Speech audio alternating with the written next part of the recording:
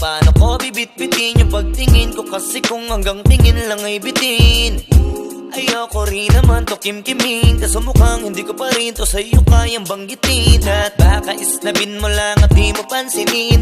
Bitin kahit na MP Bira Gin ang inumin, yung tapang ay wala pa rin. Saan ko ihiramin? Kahit paglasing wala rin, kung pagising ko duwag pa rin. Paano sasama kung hindi ako nag-aaya? Paano tatama kung hindi ako tumataya? Minsan iniisip ko na wag na lang kaya, kaso yung isip ko ay nagbabago din maya-maya. At sobrang sa pag-asa, kulang sa kumpiyansa, kaya mukhang malabong magka-tsansa. Gusto ko lang naman maging popoy mo ba siya? Yun ang matagal ko ng pantasya.